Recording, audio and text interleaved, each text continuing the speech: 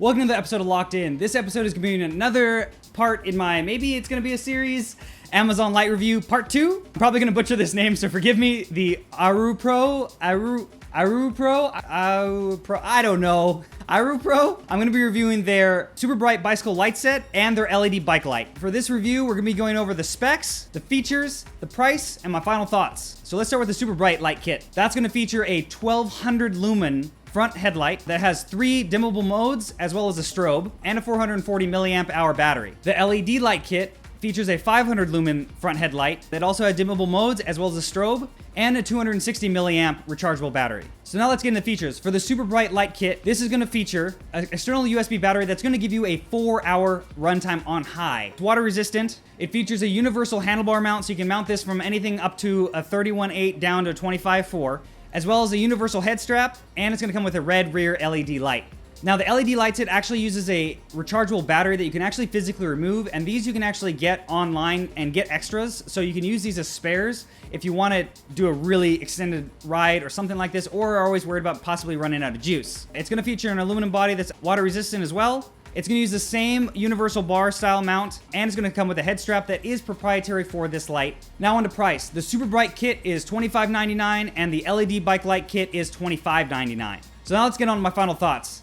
The good and the bad. So for the good, for the super bright LED light kit, that is going to be the amount of light that this light produces. It rates it at 1200 lumens, and some of these China lights aren't super accurate with that, but I'd believe it. It looks like it's definitely at least 1000, and it does have a good amount of spread on the light, which means it's still the most powerful in the center, but you get a decent amount of vision when you're riding at night in complete pitch black, like you can see in my footage here. The aluminum body felt pretty sturdy, the mount didn't move on me, and it seemed pretty solid, and the battery, like I said, has a good runtime. And a big other benefit to running this style of light is you can use this light on an external battery pack. Now, with it on the 1200 lumen setting, it wouldn't run off my smaller battery. It would only run off a bigger external battery because obviously it's drawing a lot more juice. So that is going to vary on your output. But 4-hour runtime is crazy, and that would be awesome for a bike packing adventure or just a long mountain bike ride or just having a light that you don't have to charge that often. And this would be an ultimate commuter light. This thing is basically as bright as any headlight out there. Now on to my gripes for the super bright light. The main issue I had is the battery itself. It has a little rubber stops on the bottom and one center strap. It works, but I don't really like it because it can potentially scratch the frame. I ended up putting it in this little bag that I got from another older light that I got. You could definitely make something like this pretty easily, but this bag I use to keep it basically contained so it doesn't scratch the frame, doesn't make as much noise because it doesn't have anything to rattle against. And I put an extra strap around it to wrap around the head tube, or you can wrap it underneath the stem depending on where you want to put the light, or you can put the battery underneath the stem as well if you have enough room under there. Besides that, the mount it actually uses I've never seen before. It uses basically like a tripod style mount, so you actually screw the light onto it, so that's kind of annoying. And to get it up to tension, what I had to do was I tightened it basically a little bit off center, tighten the bottom part all the way, and then I would kind of push it back to line it up just to add a little bit more tension, and then it was really solid. But it's kind of finicky. I don't really know why they did it, but the only reason why I actually don't mind this is in a future video I am ordering some adapters to see if I can actually adapt that to a GoPro style mount, because then it would make this light awesome. Lastly, I wish the back of the light actually lit up when you had it plugged in, or at least let give you a status of if the light is good or getting low battery, because you have no idea how much charge you have, so you kind of got to keep track in the back of your head. So that would have been a nice feature to add, as well as the rear LED light on one of these kits didn't work for me. As you can see here, it would turn on only when I pressed it. I removed the little paper insert inside the light, which was a nice feature, so the batteries were obviously fully charged when I got it. But it is kind of finicky, but the other one worked fine. I reached out to the company, they said they would send me another one. That's no problem, so it's not their fault, but it's a cheap little rear light. It's basically just like a bonus. I wouldn't count this as like, oh, I'm getting a rear light that's really, really solid. You want something brighter than this, but it's a nice little convenient light to wrap around maybe the back of your helmet or somewhere else on the frame, or even on a backpack. But I definitely wouldn't recommend it as the primary and only light you're running at night. But overall, I was definitely really happy with it. I hope that my mod that's going to be coming in a later video solves the mount issue. If it does, this is a light I'll probably end up using for quite a while. Now let's get on to the LED bike light kit.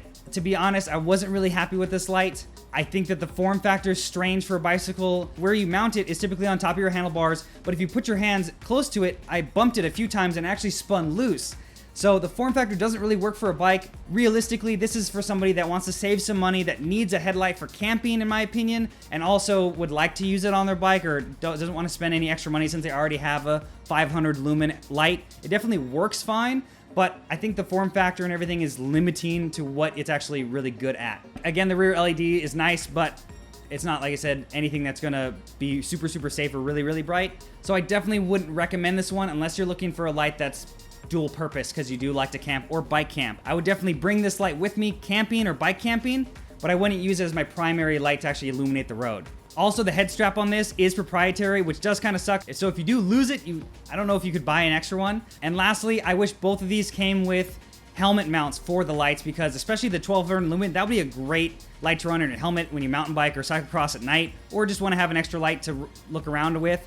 Same goes for the other light. I think it's better suited to mount in the front of the helmet with that form factor. It actually would mount right in the front pretty well, I think.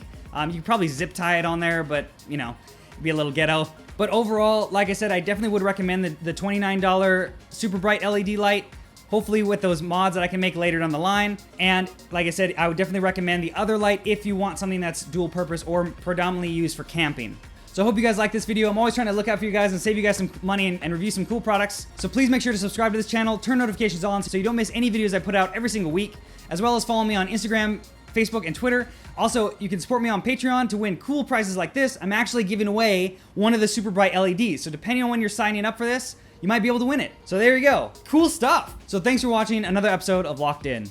Let's get